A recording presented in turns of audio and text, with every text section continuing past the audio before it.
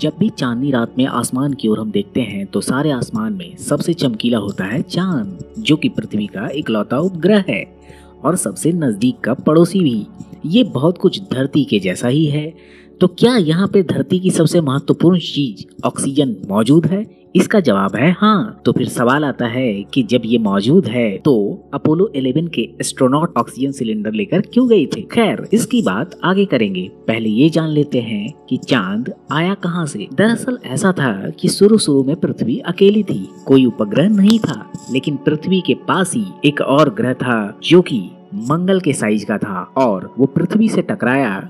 यह टकराव पृथ्वी के जीवन का सबसे बड़ा टकराव था। न वैसा पहले कभी हुआ था और न ही आगे होगा। तो सोचिए कि लगभग मंगल जैसा ग्रह पृथ्वी से टकराएगा तो बहुत सारा मलबा पैदा होगा, और जब इस टकराव के बाद शांति हुई तो उसके बाद चंद्रमा का जन्म हुआ। जो मलबा पृथ्वी की कक्षा में चारों ओर तैर रहा था, उसी मलबे से चांद का जन्म हुआ। और इसी वजह से चांद बहुत कुछ पृथ्वी जैसा ही है। और ऐसा दावे के साथ इसलिए कहा जाता है क्योंकि अपोलो 11 मिशन के बाद चांद से जो चट्टानें पृथ्वी पर लाई गई, उनका कंपोजिशन ठीक पृथ्वी के चट्टानों जैसा ही है। अब आते हैं कि चांद पर ऑक्सीजन है, इसका पता कैसे चला? तो चांद की ऊपरी सतह पर इतनी ऑक्सीजन होने का पता चला है जो कि 8 अरब लोगों को 1 लाख साल तक जिंदा रख सकती है। ऐसे में अब इस पर फोकस है कि इस ऑक्सीजन का इस्तेमाल कैसे किया जाए। एक रिपोर्ट के मुताबिक अमेरिकी अंतरिक्ष एजेंसी नासा ने ऑस्ट्रेलियाई अंतरिक्ष एजेंसी से अक्टूबर में मिशन आर्टेमिस के तहत एक नया अनुबंध किया है। इसके तहत ऑस्ट्रेलिया में बना एक ऐसा रोवर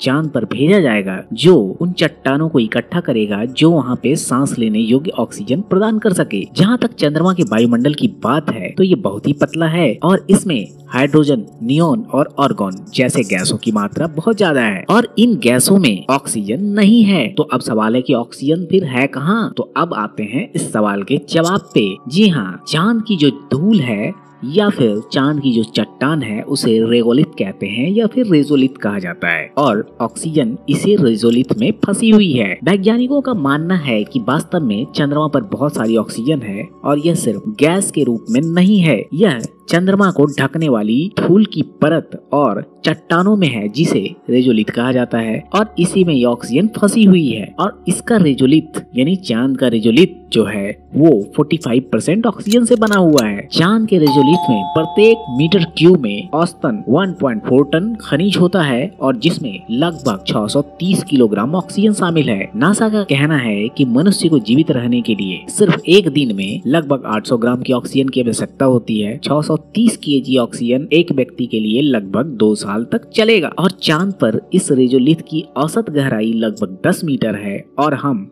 इससे सारी ऑक्सीजन अगर निकाल लें तो इसका मतलब है कि चांद की सतह के सिर्फ 10 मीटर पृथ्वी पर सभी 8 अरब लोगों को लगभग 1 लाख वर्षों तक पर्याप्त ऑक्सीजन प्रदान करेंगे। हालांकि ये आंकड़ा काफी अद्भुत है। चंद्रमा ज्यादातर उन्हीं चट्टानों से बना है जो पृथ्वी पर है, जैसे सिलिका, एल्युमिनियम और आयरन और मैग्नीशियम ऑक्साइड भी। ऐसे खनिज चंद्रमा पर बहुत मात्रा में है और इन सभी खनिजों में ऑक्सीजन होता है, लेकिन ऐसा ऑक्सीजन नहीं होता है जिससे कि हम सांस ले सकें। इसके लिए हमें एक प्रोसेस से ऑक्सीजन निकालना होगा। जैसे इलेक्ट्रोलाइसिस प्रोसेस के जरिए एल्युमिनियम से ऑक्सीजन को अलग किया जाता है और ये एक बहुत ही सीधी प्रक्रिया है, लेकिन इसमें एनर्जी बहुत खर्च होता है। तो अभी जो हाल है उसमें है कि रेजोलिथ से ऑक्सीजन निकालने के लिए पर्याप्त औद्योगिक उपकरणों की आवश्यकता होगी और हमारे पास पृथ्वी पर ऐसा करने की तकनीक तो है, लेकिन उसे चांद पर ले जाना बहुत बड़ी चुनौती है। तो खैर, इन सब रिसर्च से ये तो पता चला है कि चांद पर ऑक्सीजन की भी प्रधानता है,